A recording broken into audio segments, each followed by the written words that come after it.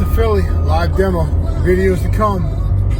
Little demo from the team out here. Got a live building, so I said, let's do it. I'm going to do some demos for everybody on patrol stuff. So videos to follow, all right? Reach her up. We'll do it from over here. Are you good? Yep. All right, so I'm over in Pennsylvania. I can't talk who I'm with because I don't want to get the boys jammed up. But anyway, they're nice enough to have this great building, and they were talking about panic bars. We're going to pretend that there's no glass here, and these close north and south. They got closers up here, and they challenge people difficult ways. So we're going to show you. We're going to go with another heavy object or a pair of claws or whatever it may be. So we're just showing them that technique. A lot of times you can go with our body weight, right, and our palm strikes, and then working it all up and down. If not, you have to do that cradle support, and then I have to choke up on the other tool. All right, once I get it here like such, I'm going to start taking it out, and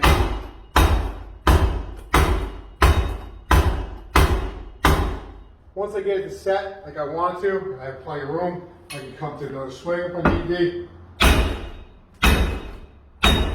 Right? And we're going to go ahead and we're going to come down. Now, we're not behind the back of the door. We're going to go ahead and still get that light. It slips out. So now we're going to go ahead and readdress it.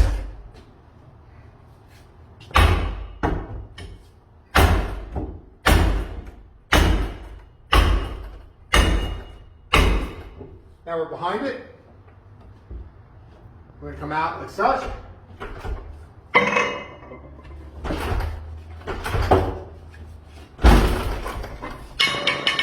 So that's the hardest way you can possibly do it, right? But it works. And if you want to go save kids, it works. I just did it. I can't show these guys. I don't want them jammed up. But, you know, they're off to the distance. I mean, if you're not doing it, open up in seconds, guys. Yep. I mean, right? Where you guys are like, wow, especially the techniques with two guys. Yep. Yeah. So I don't want to play games. It did work. And like I said, I just want to show you, hey, worst case scenario, you're by yourself. You know, north, south. And stay cool, and we'll get it done. Thank you.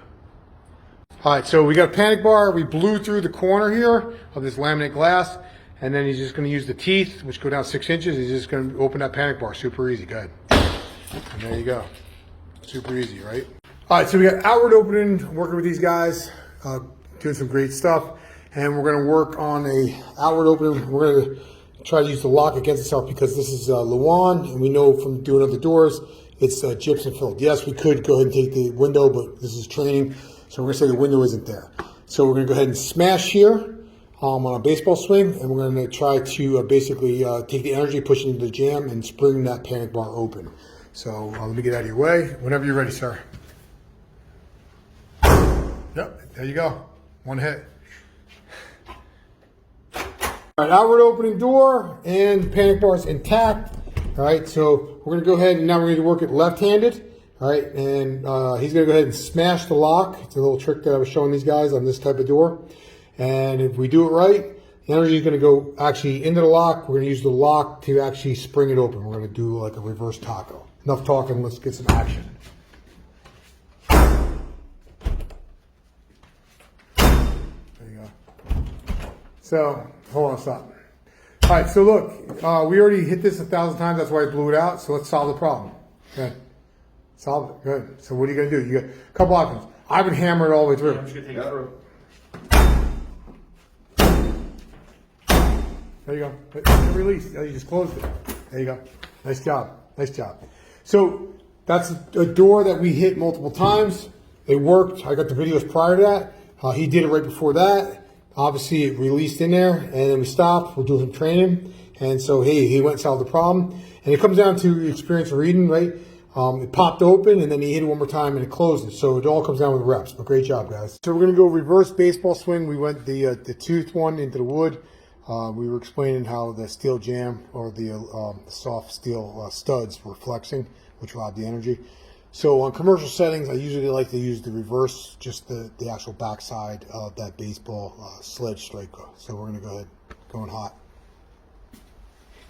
There you go. That's it.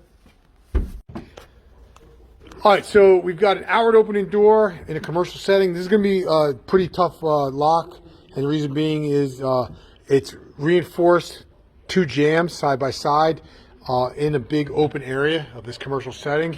So what you can see is it's going to rob a lot of our energy. So we got our guys here helping me out. We're going to let them see how they do. Go ahead. Right. Set. All right, so it bottomed out. So now you've got 2 options. You can attack a traditional pry, or you can go around the back of the horn. Traditional pry is going to work because it's a single lock, and if you look down here, you can see it's already released. See how it's already released right there? Yep. So now all you're going to do is you're going to peel out of the way, and you're going to come out on the handle, and you're going to walk in a circle. And there we go. How was that? So just let me know when you're ready. You're good. All right, so we've got a block wall. They already put a halter in a report. These guys said I can go ahead and play around it. Patrol claw, right, and we're just going to go ahead and show you. A couple tricks to it when you're doing that is know a little bit about construction, right? So if you're hitting in the center of your blocks, that's what your web is. It's a long story, but I used to be a donkey laborer back in my previous life. But you don't need to know that. You need to know that the web is solid and next to the web is not solid. So you want to hit where it's hollow. And it makes sense. Hopefully that did. So when I go ahead and I'm going for my strike, right, from here,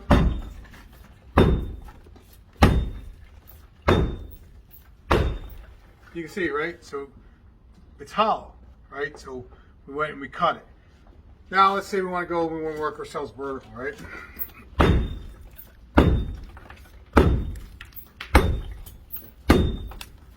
Cut it. So if you notice, what I did was I switched the line. Why did I switch the line? Because that's the web. So if you come around here and you look in there, you'll see what I'm talking about. Hollow, web. He's going to go ahead and show you. So I'm going up here. It's hollow, right? Know your trade. And now instead of going here, I'm not a pack of lunch. It's not going to work. It's solid. So what did I do? I bounced over and I hit the hollow void. All right, breach, you're up. Good. All right, so again, here with the host, and so this was obviously already done with fire, and there was SWAT team, they were doing some different stuff, but regardless, we've got our steel stud, right? A couple things about that. If you come across that, it's super sharp once you start deforming it.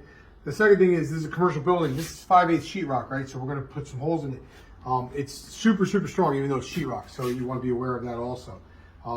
Let's say we were going to go ahead and we were doing some fireman stuff or self-rescue. Same thing, we're going to go do a golf swing or we're on our knees, but all we're looking to do is basically take these little pans and we're going to look to take them out, right? So we come in down below, right? And we're here like such. And, right, 2 strikes, and we can go ahead and do our swim move out of there, right? And save ourselves. One of the other things also is, same thing, 16-inch, right? 16 inches. Right, know your framing, okay? So let's say we want to go ahead and we want to do something with a little bit of rabbit hole or something, USAR type stuff or whatever. Again, patrol, right? We're trying to do something, right? We can come in, such.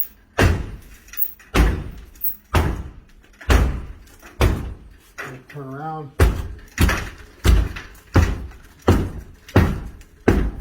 Now, you can see, that's the 5/8 sheetrock that we're talking about, all right? You saw the whole wall flexing. One thing about steel, just so you know, once you take away its support, the whole thing gets more and more floppier and fights you actually a lot more. So, you know, we take away this other one and it gets even more, right? So we're here, I'm just gonna do a real half-ass swing, right? So one-handed almost, right? So we're here. See how much it robs our energy? Now, transfer energy. So this is one of the reasons what I'm trying to explain to you. So the more you take away support on something, the more it's going to rob your energy.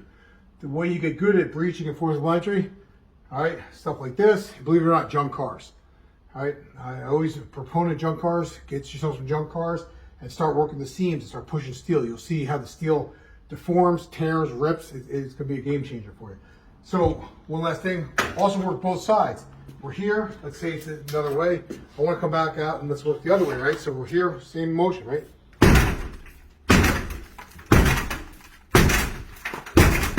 Overhands, batting, on a hook, come in, we can hook, we can ram, right? pull back. Gives you a lot of options. All right, so just play with it and get good with it. All right, boys, thank you very much. All right, so quick update. Did that demo yesterday over in Philly or north of Philly, whatever, Pennsylvania. Anyway, great location, shot out there.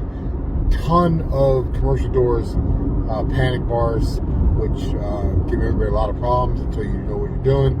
And even then, they're challenging. So did a great video on it. East and west panic bars with the closer, all the way to magnetic lock closers, and then north and south. So just great video, great work. Gonna post it up. One thing I want you to notice when you look at these videos is what I've been saying over and over again. These doors that people are buying and selling are not realistic. Look at these doors, the way they're skinning and they're flexing on these videos that I'm going to show you. The only breaching door I know that even closely mimics that is the one that we're selling, all right, our patented door.